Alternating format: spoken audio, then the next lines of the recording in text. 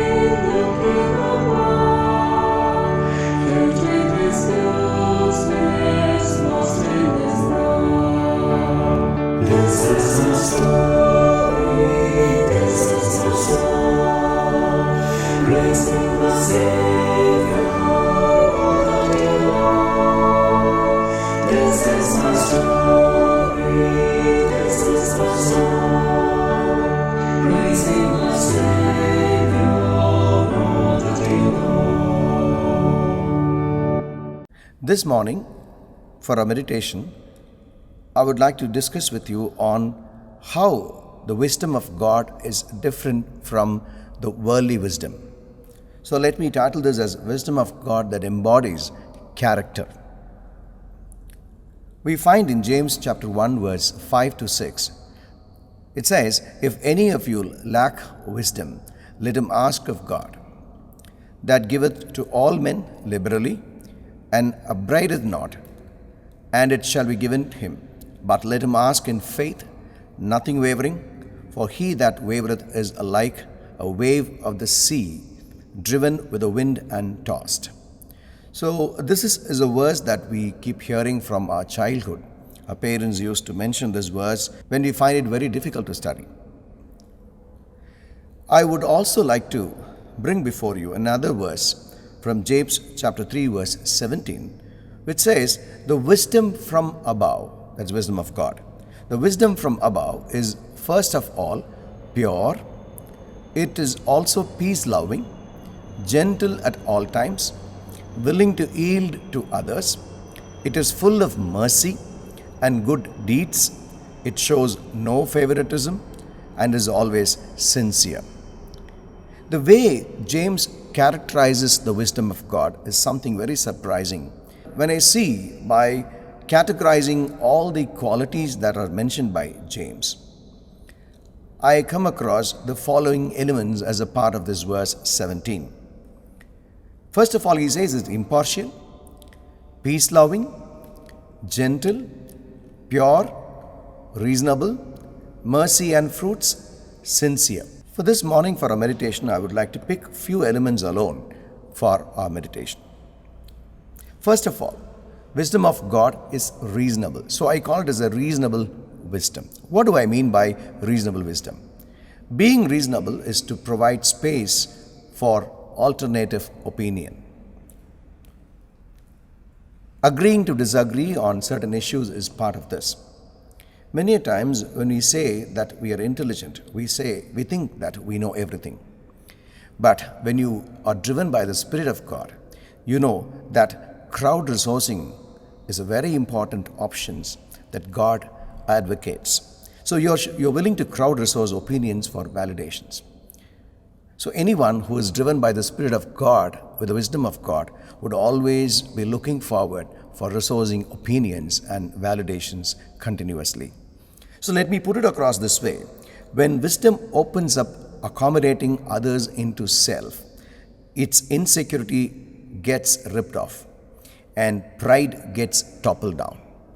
If you need to receive informations and opinions from others for processing it through, your ego has to be dealt with first. That is why I call that the wisdom of God is anchored on character. James 3 verse 13 to 15 says, "Who is wise and understanding among you? Let them show it by their good life, but deeds done in the humility that comes from wisdom." Humility that comes from wisdom. Very specifically, the second point says in 13th verse, humility that comes from wisdom. That means wisdom of God also embodies humility. When it comes to humility, there are equivalent phrases used in the scripture. One is meekness or gentleness. These are two equivalent words that are being used in the scripture. So let me equate it to meekness. Humility is not assuming yourself.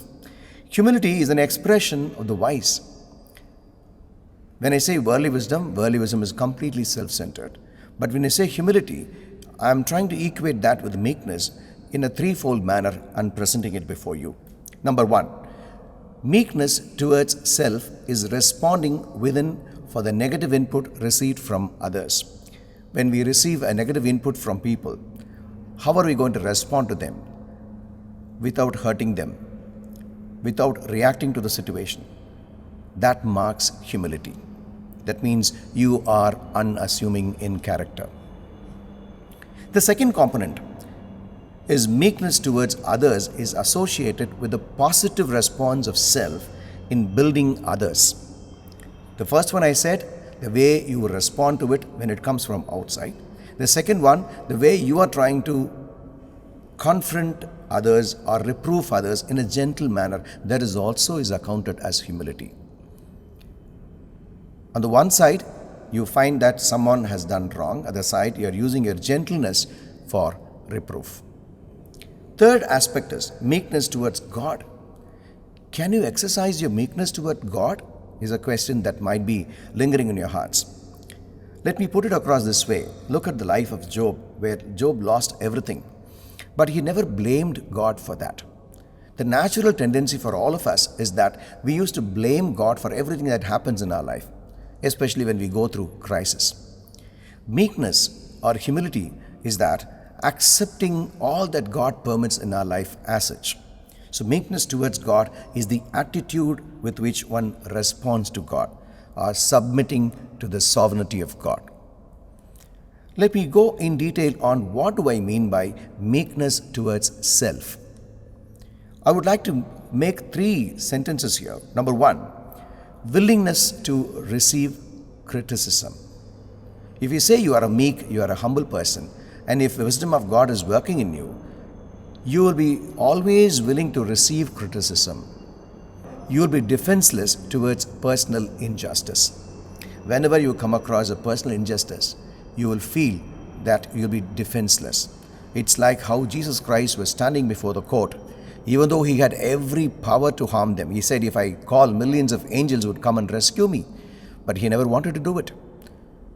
Meekness is like domesticating a wild horse. You have every power to harm others, but you are not supposed to do because you are a child of God.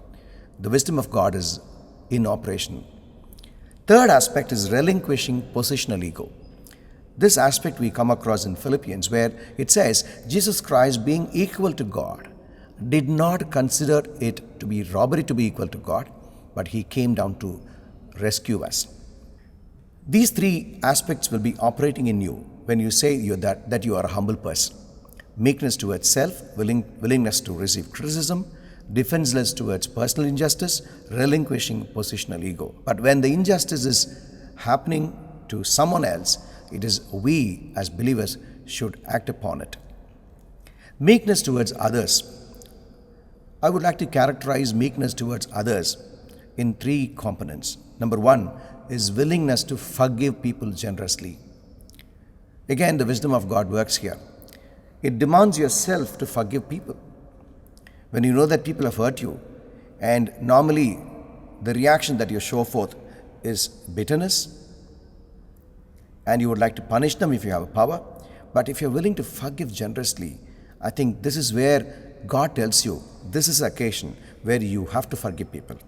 Sometimes God tells you, this is an occasion where you have to discipline people. So wisdom of God tells you, you forgive generously in a given context. Sometimes we need to confront people gently using wisdom of God. It is not that always you have to forgive people. Sometimes you need to confront them. You need wisdom of God. Thirdly, you need to restrain yourself from taking revenge. Taking revenge and disciplining are completely different. Let us not try to confuse it with each other. So these are the three characterizations that I would like to place along with the wisdom of God, because wisdom of God is embedded in character. Meekness towards God. I already explained to you that submitting to God's sovereignty, that anything that comes on our way, unless God permits, it would never hurt us. If you have this perception, if this faith in you, I think you have humility. This is wisdom of God. And the other aspect that James explains is sincerity as a character of wisdom of God. When I say sincerity, it is about attitude and values that we have. Sometimes it so happens that in accomplishing certain tasks, we never bother about means, but we are only bothered about ends because we are very apprehensive. We say, somehow I want to complete this work. But Bible says, means and ends are equally important before God. When I say sincerity as an important character of wisdom of God, I mean that God is very much concerned about the means and ends in an equal way. Being a student or a faculty, remember that what we achieve does not matter as long as how we achieve does not qualify a proper means. Wisdom of God demands sincerity. The next aspect that James talks about in James 3:17 is peace-loving wisdom. At times we are bound to resolve conflicts or solve some problems in our lives. It so happens that in an effort to make a resolution for a problem or a solution for a problem, we need to discern, we need to make decisions, we need to judge the events, and then we should come to a conclusion. Oftentimes, if you strategically use your own self and your own intelligence, sometimes it ends up in problems. Peace is disrupted. But when Spirit of God works in you, along with your intelligence, the wisdom of God that is embedded on character works, and finally the end is going to be a peace. And hence we need to seek the wisdom of God rather than our own intelligence. And finally, wisdom of God is discernment. When I use the word discernment, I would like to place another word also for you to compare. Discernment is different from suspicion that emanates from corrupted self. When you keep talking to people, if you are enabled by the Spirit of God to discern people, that is beyond the expression. I would like to give an example. Peter and Pharisees.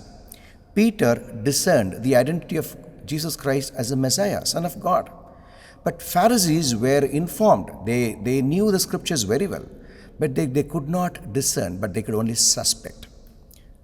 And hence Peter discerned, whereas Pharisees suspected the identity of Messiah. Discerning the attitude, overlooking expressions. Simply looking at the mannerisms, maybe people would have thought Jesus Christ is some other man, some other guru, that's all. But by the help of the Spirit of God, Peter could understand, Peter could discern the identity of Christ. This is what is required when you say wisdom of God is embedded in discernment and character. So wisdom of God perceives beyond expressions and discerns through revelation. Dear friends, this morning I would advocate that we all should ask God for the wisdom and not a mere intelligence. Our intellectual apprehensions that we have, our qualifications, our paper publications, or whatever academic excellence that we have is nothing before the wisdom of God. May the Lord enable all of us to acquire this wisdom by the Spirit of God. Shall we pray? Father God, we thank you for having given us an opportunity to ponder over the aspect of wisdom of God this morning. Father, we have understood that our intelligence is nothing before you. Our credentials are nothing before you. Lord, enable us to discern people. Enable us to exercise meekness in our lives, Lord. Enable us to not to react to people, but to respond to people. Thank you for enabling us by the Spirit to show forth these qualities as character embedded on your wisdom. In Jesus' name we pray. Amen.